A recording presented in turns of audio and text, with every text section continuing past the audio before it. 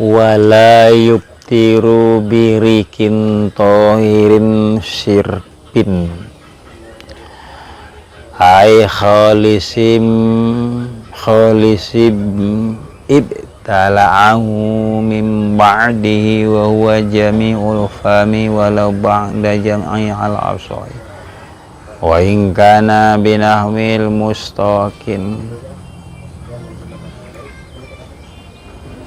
amma labi bitala arikin ijtama'a bila filin fala yadurru qat'an wa kharaja bitahiril mutanajjisu binahwi dami lasatihi fayuftiru bibtila'ihi wa in sofa wala yabaku fihi asarun mulaqa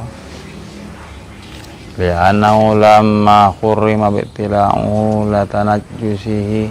litanajjusihi soro bimanzilati ainin ajanabiyatin.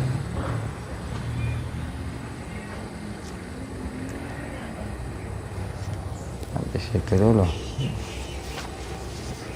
Dan tidak batal puasa sebab menelan ludah yang suci juga murni dari tempat ludah tersebut. Walaupun setelah mengumpulkan ludah itu atas pendapat yang sahih, dan walaupun seumpama dia ngemut,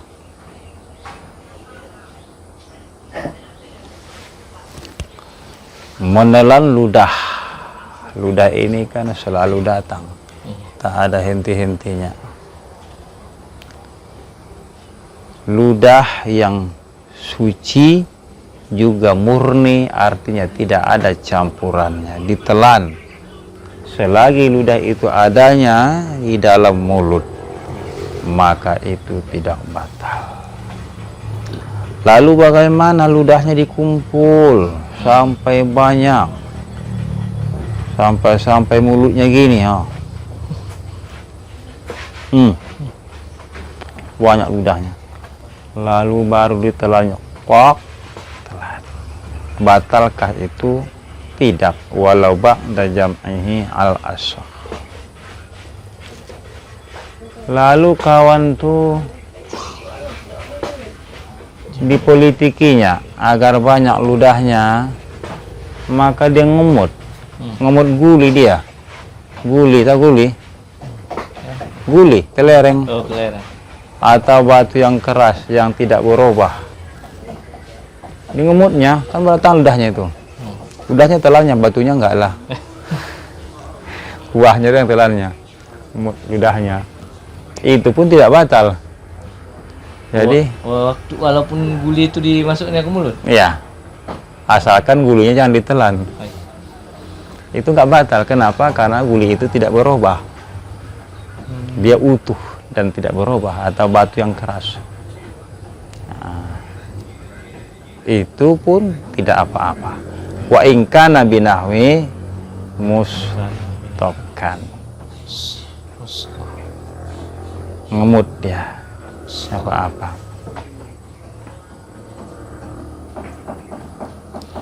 Kalau dia menelan ludah tanpa dilakukan mengemut, tanpa dikumpulkan, ya udah pastilah pula itu tadi tidak batal, la yadurru qat'an.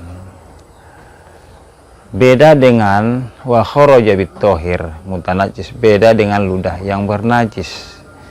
Seumpama darah gusi, lalu setelah berdarah gusinya, tentu mulutnya pun ada sedikit darah mungkin. Dia belum berkumur-kumur, hanya meludah terus. Sehingga mulutnya itu kan akan bersih, artinya tidak ada lagi darahnya, dan darahnya pun berhenti. Cuman beliau belum berkumur-kumur, lantas menelan ludah, itu batal puasanya. Karena najis tadi ya. Wa ini sopan, walaupun dia apa namanya jernih, Udah hilang lah darahnya. walam yabaqo fi asar mulakon, tidak ada lagi bekasnya pun, cuman masalahnya kan dia belum berkumur-kumur. Jadi kalau mulut kita kena najis, jangan menelan ludah sebelum berkumur-kumur.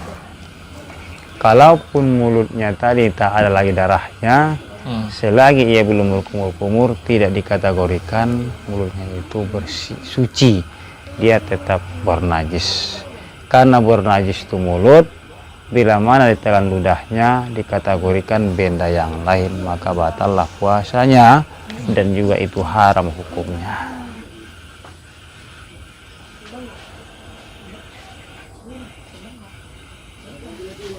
Paham kan? Oke.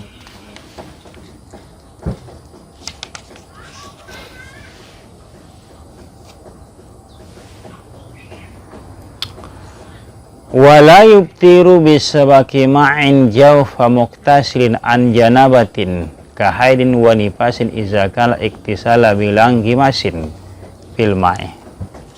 Jadi tidak batal keterlanjuran air ke dalam jauh orang yang mandi, bisa umpama mandi janabat seperti haid dan nifas.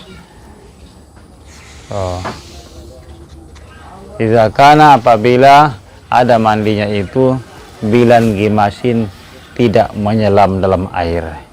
Begini, ini masalah orang yang mandi junub.